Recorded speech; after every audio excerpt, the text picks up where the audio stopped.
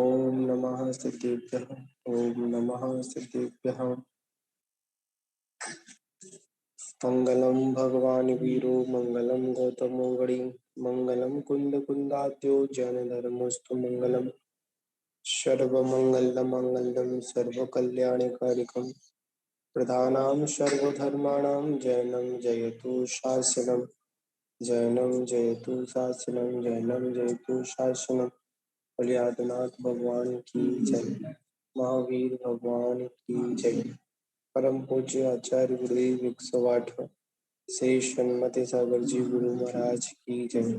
परम पूज्य परंपराचार्य श्री 108 सौभाग्य सागर जी गुरु महाराज की जय।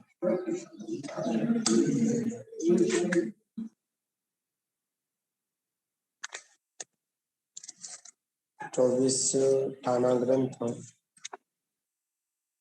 की हम लोग यहाँ पर वाचना प्रारंभ कर रहे हैं।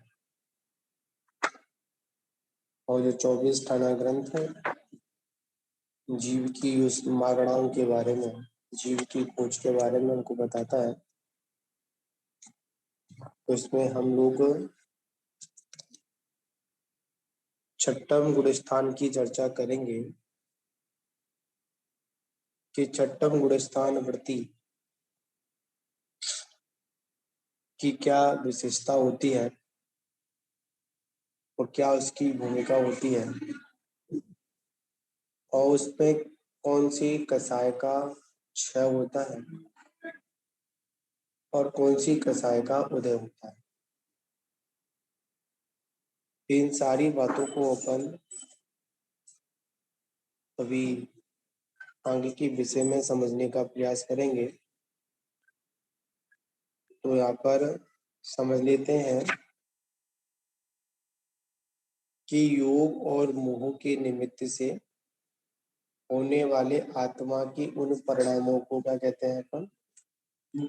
गुणस्थान कहते हैं। दिमाग आज पास में दूर में हाँ उपयोग लगाइए था। तो कहते मोह और योग के निमित्त से होने वाले आत्मा के परिणामों को क्या कहते हैं? गुणस्थान कहते हैं। और ये गुणस्थान कितने होते हैं? 14 गुणस्थान हुआ, जिसमें मिथ्वाद गुणस्थान, सासाधन गुणस्थान और सम्यक मिथ्वाद गुणस्थान, अव्रत सम्यक दृष्टि गुणस्थान, एक होता है देश व्रति गुणस्थान और उसके बाद होता है परमत्य व्रति गुणस्थान। अभी तक कल हमने चर्चा किसकी की थी? देश व्रति गुणस्थान की चर्चा की। किसकी की थी? देश व्रति की हमने यहाँ पर चर्चा की थी। तो आज चर्चा किसकी करेंगे? आज अपन सकल संयम की चर्चा करेंगे। किसकी करेंगे? सकल संयम की चर्चा करेंगे। मतलब छठवां गुणस्थान। कौन सा गुणस्थान? छठवां गुणस्थान। तो यहाँ पर समझना है कि गुणस्थान कौन से जीवों के होते हैं? गुणस्थान कौन से जीवों के होते हैं? तो विषय आता है कि गुणस्थान संसारी जीवों के होते हैं या फिर मुक्ति जीवों का भी कोई गुणस्थान हो? बताओ इकट्ठे जाने से। सिद्ध भगवान का कोई तो गुणस्थान होगा। तो वहाँ क्या है फिर? गुणस्थान अतीत है, गुणस्थान से अतीत है। कैसा है? गुणस्थान से अतीत है, वहां पर कोई गुणस्थान नहीं होता। ठीक है ना? तो अब यहाँ पर अपन समझते हैं जहां सकल संयम प्रकट हो गया है, सकल संयम से क्या लेंगे? जहां पर पांचों महाव्रत प्रकट हो चुके हैं या पांचों महाव्रतों को हम स्वीकार कर चुके हैं या समस्त सावध्य कार्यों को छोड़ चुके हैं, जहां पर त्रिस और स्थावर हिंसा का संपूर्णतः त्याग कर चुके हैं, ऐसी अवस्था को, ऐसे को क्या कहते हैं? ऐसे को अपन प्रमत्त गुण स्थान कहते हैं। कौन सा गुण स्थान है? प्रमत्त। हाँ, प्रमाद भी कहते हैं। क्या कहते हैं इसको? प्रमाद भी कहते हैं। तो यहाँ पर आचार्य कहते हैं अब यहाँ पर भी प्रमाद सहित महाव्रती साधुओं को प्रमत्त संयत कहते हैं। यहाँ पर भी क्या आ जाता है? हल्का फुल्का प्रमाद यहाँ पर भी आ जाता है। कैसे आ जाता है? कितनी भी हम इस गुण स्थान में, और इसको बंद कर, कितनी भी हम इस गुण स्थान में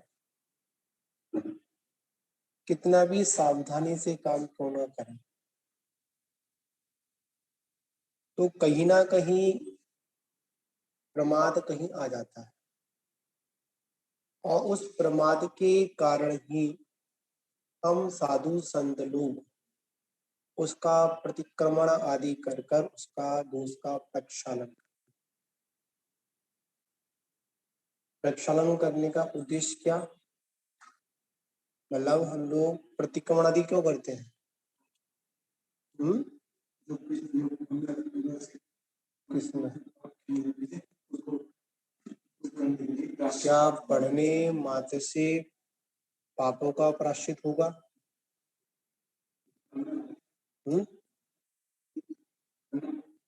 करना पड़ता है, बस यहीं पर ढलाई है। क्या करना?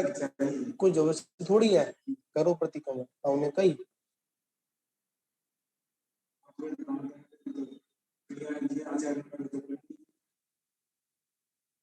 यही गुण स्थान, इसी प्रकार की धारणा हमको कभी ऊपर की उठने नहीं देती। क्या नहीं करने देती है? ऊपर की ओर उठने नहीं देती है। क्या कर रहे हो तुम? है?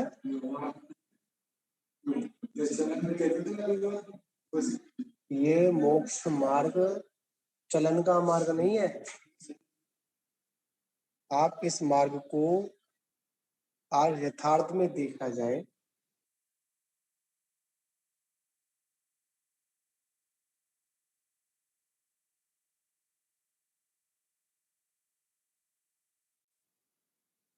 हम साधकों के द्वारा इस मार्ग को बड़े हल्के में लिया जाता है।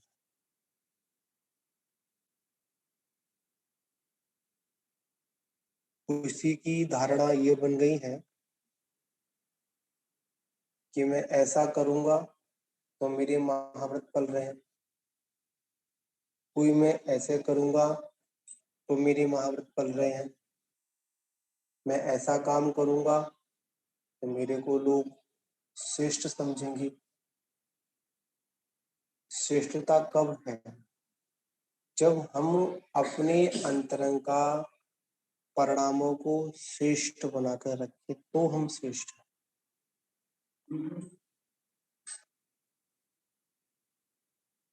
क्यों मास्टर जी? दूसरे को नीचा दिखाना, दूसरे पे कोई कमेंट पास करना, ये श्रेष्ठता नहीं, ये निकृष्टता। साधु जीवन में कभी भी किसी के प्रति अगर द्वेष भाव आ गया, क्या आ गया? साधु जीवन में अगर किसी के प्रति द्वेष भाव आ गया तो उसका वहीं पर साधुत्व खंडित हो गया। क्या खंडित हुआ?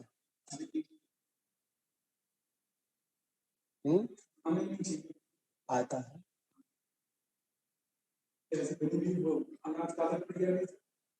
इसी प्रतिक्रिया को तोड़ने का नाम ही तो संन्यास है।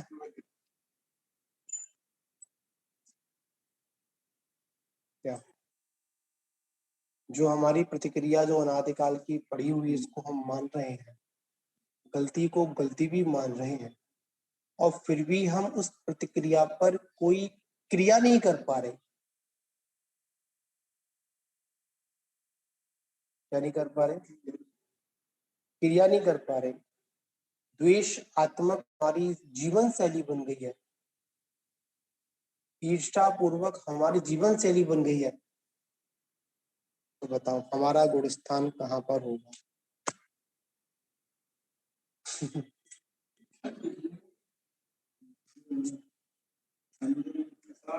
चाहे हम क्यों ना हो, हम तो अपनी बात करेंगे, हम आपकी बात करें। जो सुन रहे हैं उनकी बात क्यों करें?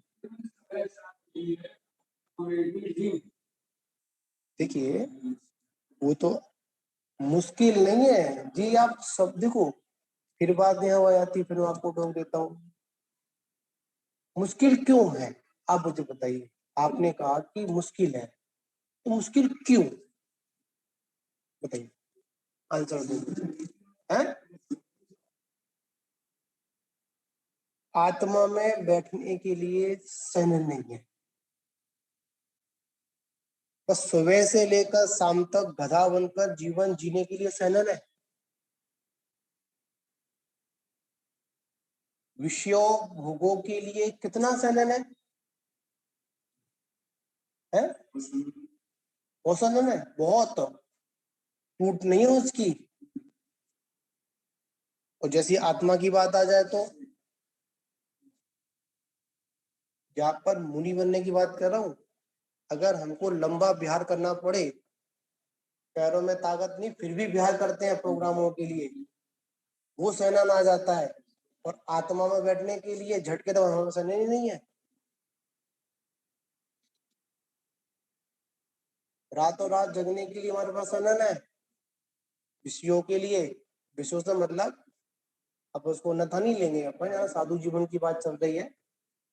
मतलब एक व्यवहारिक जो भी चल रहा है हमारा जीवन से चल रही हो हमारी, उसके लिए हमारे पास बहुत सहन है। और परमात्मा परमार्थ के लिए झट बोलते समय सार में होने के लिए, अब वो समय नहीं है आपके पास।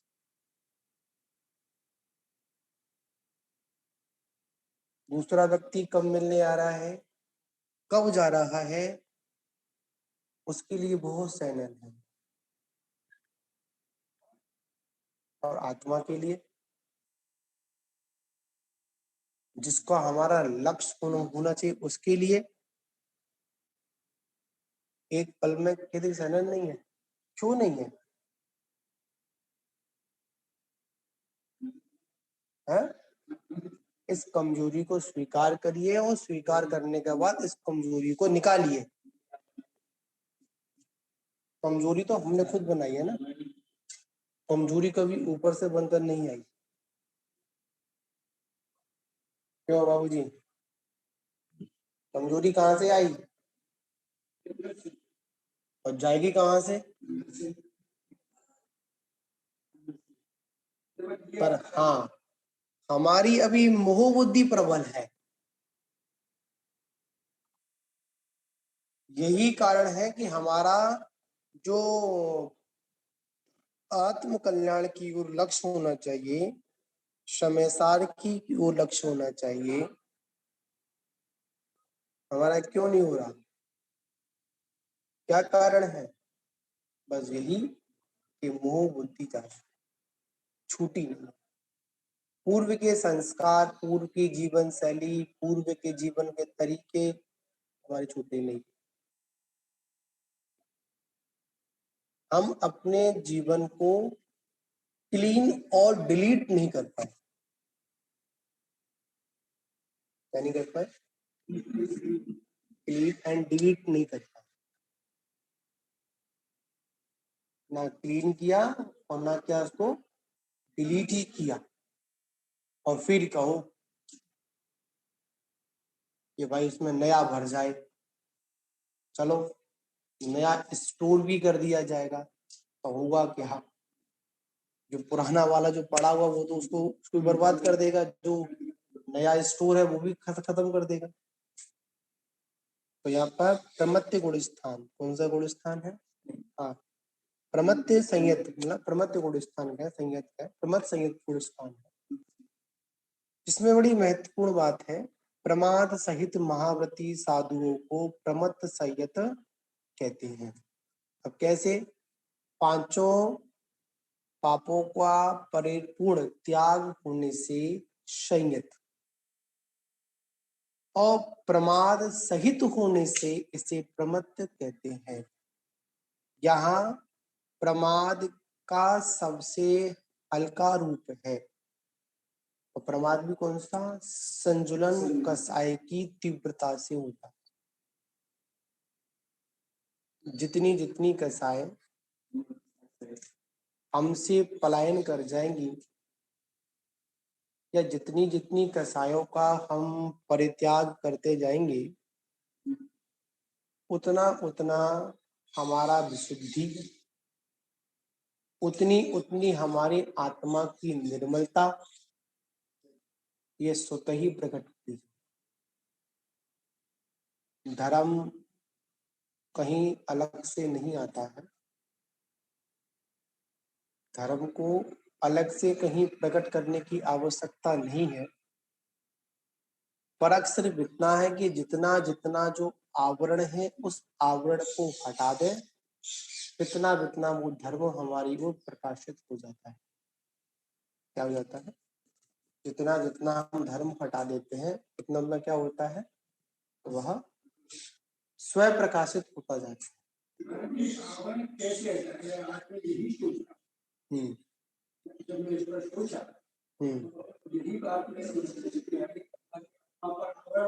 इसीलिए हमें उसका प्रकाश नहीं होगा। चलिए, इसी प्रश्न का मैं आपसे प्रश्न करूंगा, उसमें ही आपको समाधान मिल जाए। मेरे और आपके बीच में अगर कोई आवरण आ रहा है तो आप किसको हटाएंगे?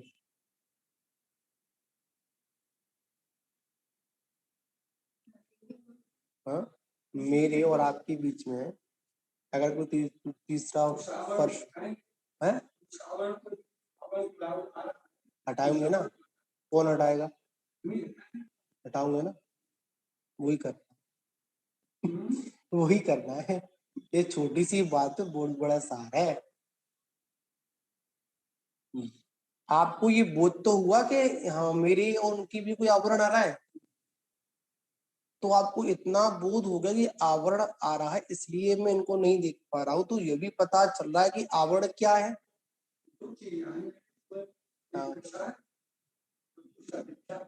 हटा दो इनको, काम हो जाएगा आपका। पर हाँ, ग्रस्त अवस्था में हम कसायों का पूर्णतः त्याग नहीं कर सकते, पर ग्रस्त अवस्था में सिर्फ उन कसायों को कम कर सकते हैं। और पूर्णतः क्षय करने के लिए या उस कसायों को पूर्णतः विराम करने के लिए आपको ऐसी अवस्था नहीं, आपको ऐसी अवस्था में, कैसी अवस्था में? और ऐसी भी अवस्था भी कैसी? अंतरंग और बहिरंग की एक हो तो आना। क्या हो जी?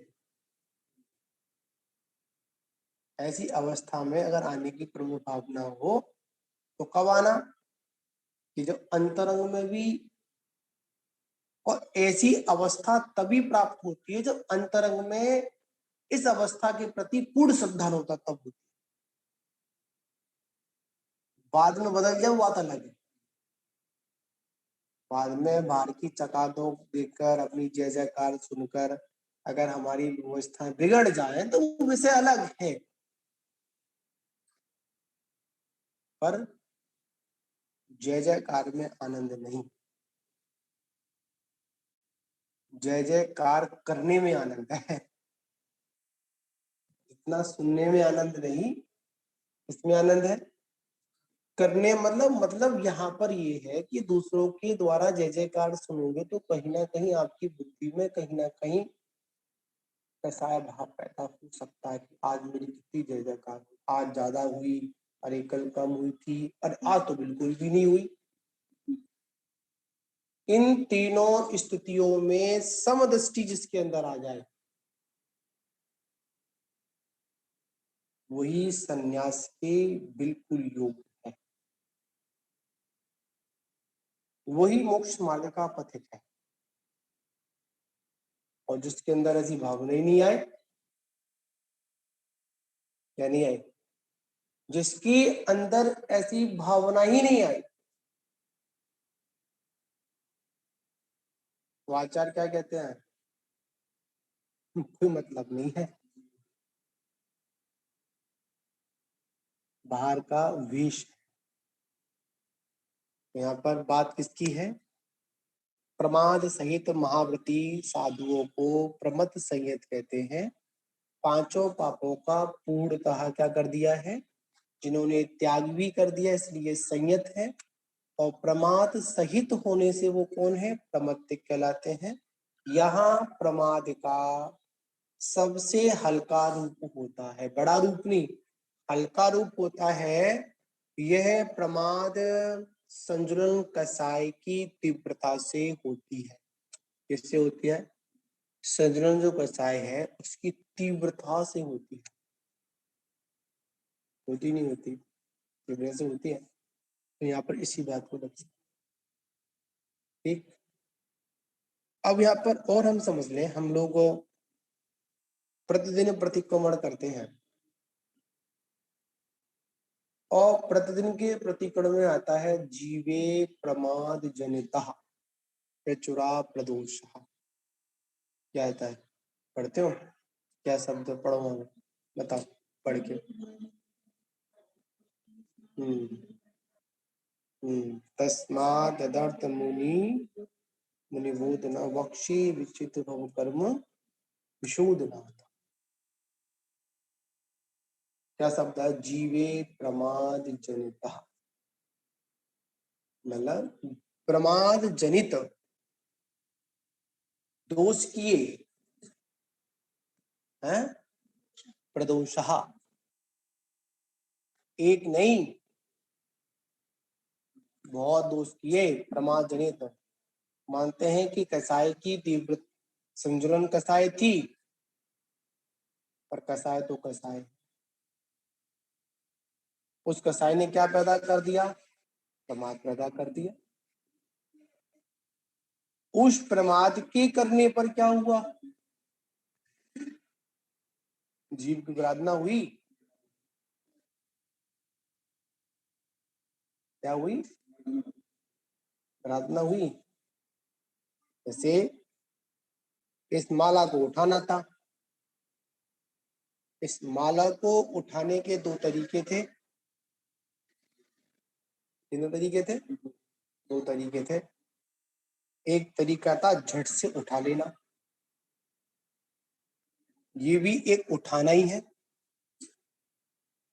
और एक तरीका क्या था, देखकर संभल कर उठाना, ये भी क्या था, उठाना था। और दोनों के उठाने में तरीका एक ही है, पर भावों में अंतर आया नहीं आया, अंतर क्या आया, अंतर ही आया। एक ने प्रमाद सहित उठाई और एक ने पता था कि मैं व्रती हूं,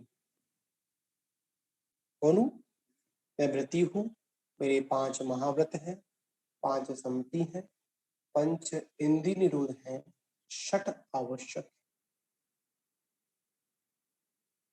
नहीं। मेरे को जागृत रहना है।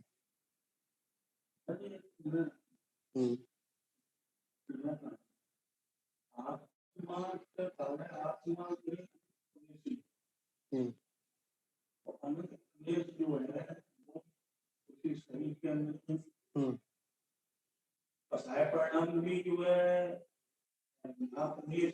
कसाय परिणाम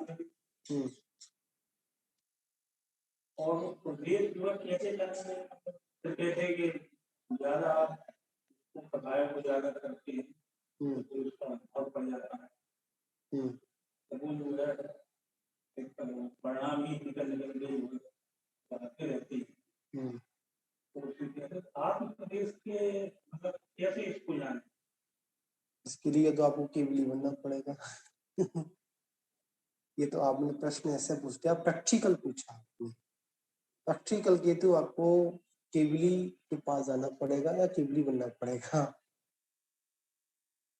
हम जब आत्मा के प्रदोषों की बात करेंगे तो उसके लिए तुमको साक्षात अगर बात करेंगे तो अपन, और एक बात और है बहू जी, समझने वाली बात है कि अभी तो मैं आपके क्वेश्चन को जहां तक समझ रहा हूँ वो तो एक बार जो भी चल रहा हो आपका, फिर भी यहाँ पर जो मुझे समझ में आ रहा है कि आत्मा की प्रदेश सर्व शरीर में व्याप्त है। क्यों? इसलिए व्याप्त है कि आत्मा के जो प्रदेश है वो संकोच और विस्तार वाले हैं।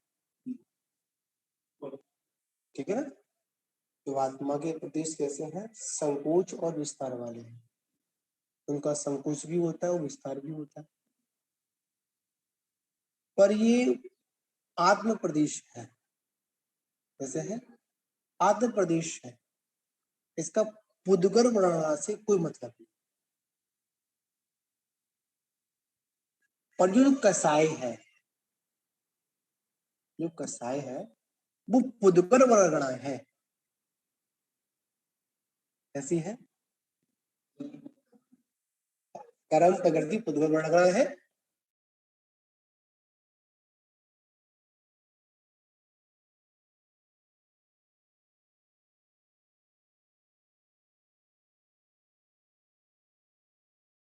इसी कसाय का उद्देश्य क्रोध आया, मतलब क्रोध।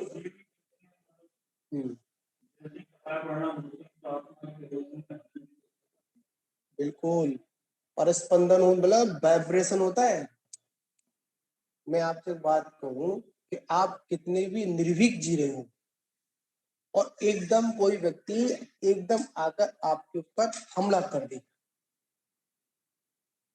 आप चाहे कितने भी सूरवीर क्यों न हो आप, तो एक समय के लिए आपको मन जो है ना, शरीर सब कुछ कैसा हो जाएगा? वाइब्रेट हो जाएगा, आप घबरा जाएंगे। क्या आप क्या हो जाएंगे? आप घबरा जाएंगे। आप क्या करूं, कैसे करूं, क्या होगा, सोचेंगे आप। तो वही कंडीशन होती है, इसलिए कहा जाता है कि जो साधु जन होते हैं वो हमेशा किसी भी कसायों के आने पर उससे पहले अलर्ट रहते हैं। अलर्ट का मतलब नहीं कि लड़ने को तैयार रहते हैं, ऐसा नहीं। वहां पर यह है कि अलर्ट का मतलब यह है कि वो अपनी आत्मा में इतने जागृत अवस्था में होते हैं, इतने जागृत अवस्था में होते हैं कि सामने वाला व्यक्ति चाहे कितना भी हमारे ऊपर क्या डाले, मतलब प्रभावित, हमको प्रभावित करे, पर वो अपने ज्ञान धन में, निज संपत्ति में अपने उपयोग को इतना डाल लेते हैं, इतना उसमें डाल लेते हैं कि सामने वाली का साय बगड़ा कितना भी दिक्कत करे फिर वो वहां से वंचित नहीं होते। ये अभ्यास से समझे ना आप? जैसे आप है, आपको अभ्यास नहीं है, ग्रस्त है, कोई भी अभ्यास नहीं है, थोड़ा सा कोई सहयोग मिला और तुरंत कसाय भाव उदय में आया, और जैसे ही कसाय भाव उदय में आया, निमित्त कोई मिला, तुरंत क्या हुआ, वो बम फूट गया। और फूटा तो उसने क्या किया, जब फूटा तो कहीं ना कहीं क्षतिग्रस्त तो बात करेगा। पर जो मुनराज होते हैं, जो साधु संत होते हैं, जो समझदार होते हैं, जागृत पुरुष होते हैं, वो क्या करते हैं, उस चीज को आने से पहले ऐसा इंतजाम करके रखते हैं कि अगर वो चीज अगर आएगी भी तो इतनी दूरी पर वो आकर लौटेगी नहीं, लौटेगी नहीं, दूर से ही अपना काम करके निकल जाएगी। कहाँ पर लौट जाएगी, कोई कर्म अगर उदय में आया है,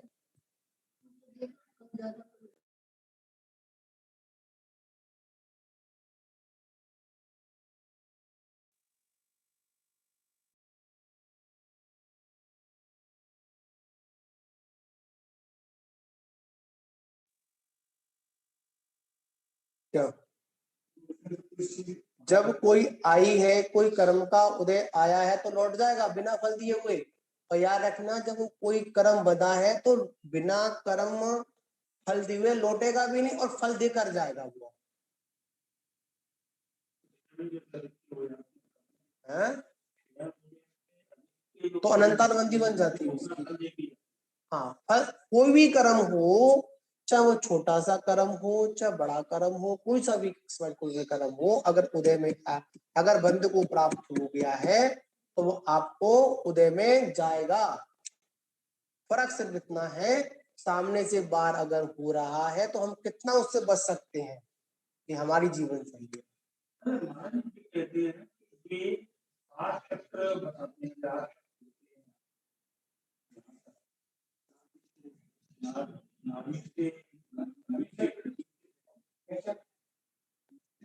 हाँ जी। चक्र होते हैं, आप आगे बोलिए क्या कह रहे हो। इसके लिए देखिए, ये सारे विषय ध्यान सूत्राणी के आते हैं। जब कोई साधक ध्यान के अभ्यास में होता है तो इन चक्रों के माध्यम से उसके उपयोग को एकाग्र किया जाता है। क्या किया जाता है, उसके उपयोग को एकाग्र किया जाता है। ठीक है, तो नाभि चक्र होता है, हृदय चक्र होता है, 8 पंखुड़ी का मतलब आता है, 4 ऊपर 4 नीचे कमल होता है, उसका ध्यान करो। ये धर्म ध्यान के अंतर्गत इन चक्रों का वर्णन, एक होता है रूपातीत ध्यान होता है, एक रूप ध्यान होता है, ध्यान है हाँ, वो यही की चीज है पूरी।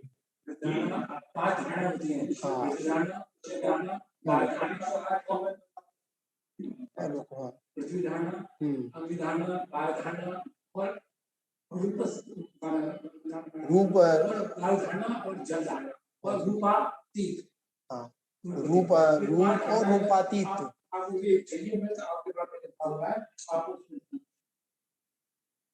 उनकी बात सुनो, कहाँ कह रहे हैं, वो ध्यान मत करो।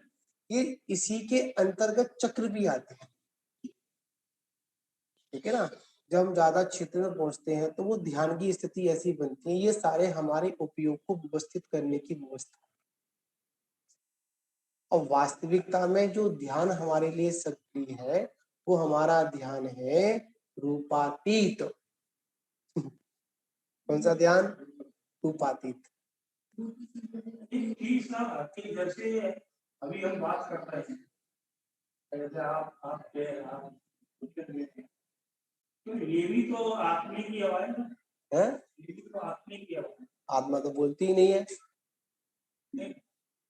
कर्म का आश्रम काय की रूप से, ठीक है, तो जब हम इसके विपरीत जाते हैं, मन के अलावा मतलब मन वचन काय को यदि विपरीत दिशा में लगा देते हैं तो अपवर्ण का आश्रम हो जाता है।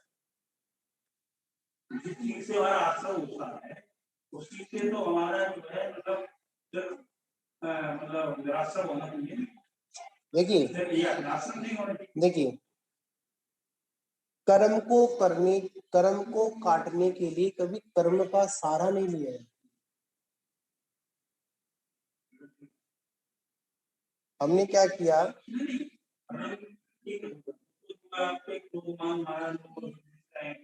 नहीं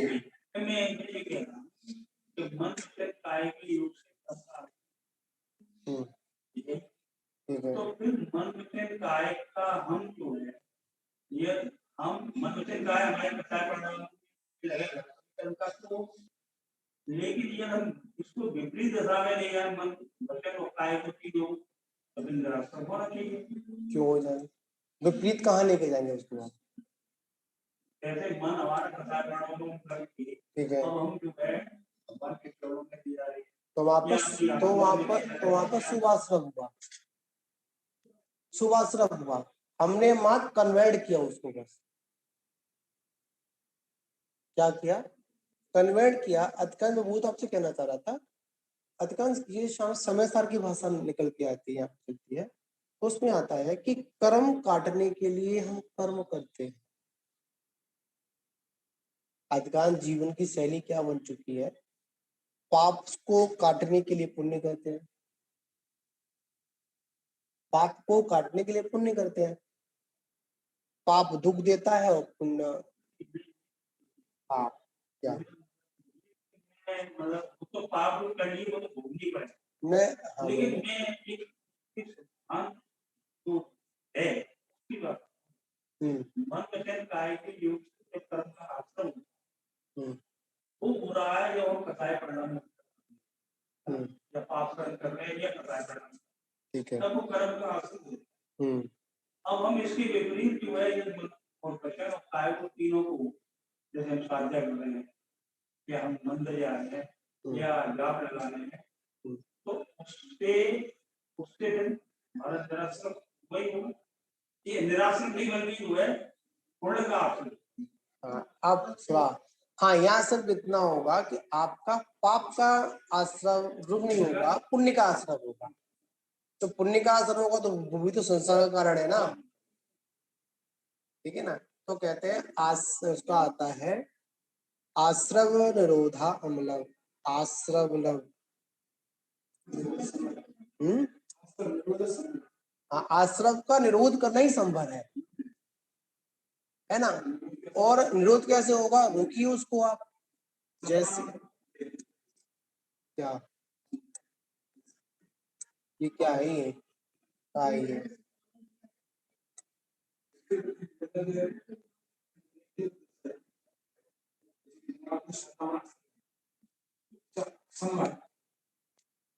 सब तो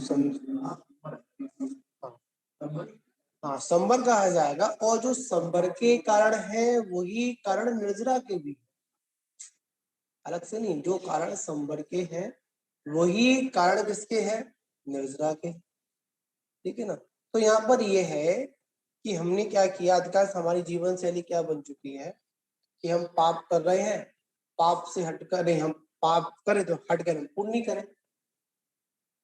पर संसार का छेदन करना है तो पाप के साथ साथ जो पुण्य का जो आपने पाप का छेदन किया है, उसी प्रकार आगे चलकर पुण्य को छेदन नहीं करना, वो छेदन अपने आप होगा। पर आप थोड़ा इतने व्यवस्थित हो जाइए अपनी आत्मा की ओर, ठीक है। और आत्मा तक ना पहुंचाने में कौन हेतु बन रहा है, हमारी प्रमाद।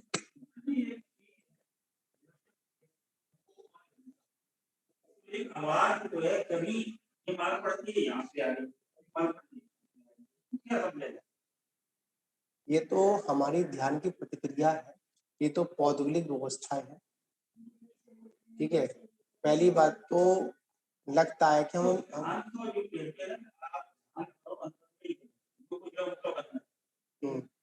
अंदर में ध्यान दीजिएगा, ये अंतरंग वाला ध्यान तो आपको इस कपड़ों में होगा ही नहीं, अंतरंग वाला ध्यान तो इन कपड़ों में आपको होगा ही नहीं।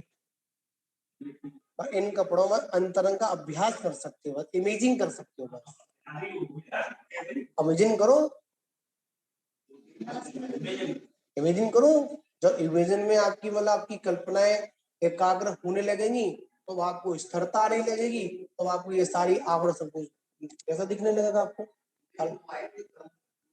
बाद में बात कर पद्धति बैठो आपको। एक होता है जब ध्यान करें तो जैसे एक चीज पे ही वहां पर ध्यान में निश्चित होता है तो कुछ ही जो है ऐसा मालूम पड़ता है जैसे कि बादल को कल्पना उसकी कल्पना नहीं कर रहे हैं कुछ चीज देखिए, जो ये क्या है कि हम इस करते हैं, अभी हम क्या होता है कि हम अपनी आंखें बंद कर लेते हैं, क्या कभी कभी हम लोग ध्यान में लगते हैं और ध्यान में जब लग गेट बंद कर, यार बेटो कहाँ जा रहे हो तुम। क्या जब हम ध्यान करने बैठते हैं तो जब हम अपनी आंखें बंद कर लें तो ऐसा महसूस होता है कि कुछ उड़ रहा है काला काला, मुझे लगता है ना, आंखों को बंद करने पर एकदम कालापन छा जाता है, होता है ना, होता है। तो जो हमारी, तो ये सारी चीज किसकी, हमारी आंखों का फर्क है। ये भी कर सकते हैं आंखों, आंखें बंद करनी चाहिए और फिर जो है किसी पॉइंट पे उसके रोके तभी बात पड़ता है। हाँ वो उड़े, वो ध्यान की प्रतिक्रिया है, वो ध्यान की प्रतिक्रिया है, ठीक है। पर आप इसको भी अपने केंद्र बिंदु तक पहुंच ही नहीं पाएंगे तक। तो वो हमारा जो ध्यान चलता है वो इमेजिंग ध्यान चलता है, और इमेजिंग ध्यान में हम लोग इस तरह की बादल उड़ रहे हैं, ऐसा हो रहा है जी, हो रहा है, जो भी महाराज जी बता रहे थे। उसमें अग्नि ध्यान होता, अग्नि धारणा होती है, वायु धारणा होती है, तो ये सारी धारणाएं हमारी बनती है। धारणा वो धर्म ध्यान के अंतर्गत ही सारा विषय उसको, अलग से कोई विषय नहीं है, है? संस्थान विषय भी आता है।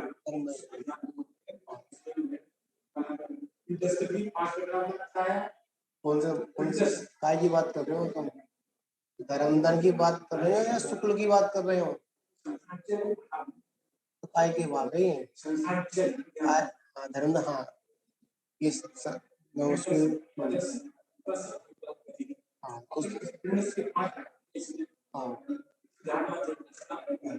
तो वो ध्यान की भूमिका के अंतर्गत हम चलते, उसमें ये विषय निकल कर आते हैं। ये ध्यान सूत्राणी जो ग्रंथ आदि है उसके माध्यम से हम इसको और अच्छी से अध्ययन कर अपने ध्यान की प्रतिक्रिया को बढ़ा सकते, ऐसा रहता, ठीक है। तो यहाँ पर है कि हमारे मन में जो स्थिरता नहीं होती है, या स्थिरता में कोई अगर बाधक कोई बनता है तो वो क्या बनता है, हमारा प्रमाद बनता है। क्या बनता है, हमारा प्रमाद बनता है, और प्रमाद के कारण ही क्या होता है, हमारे इसमें विघ्न आते हैं, ठीक है ना।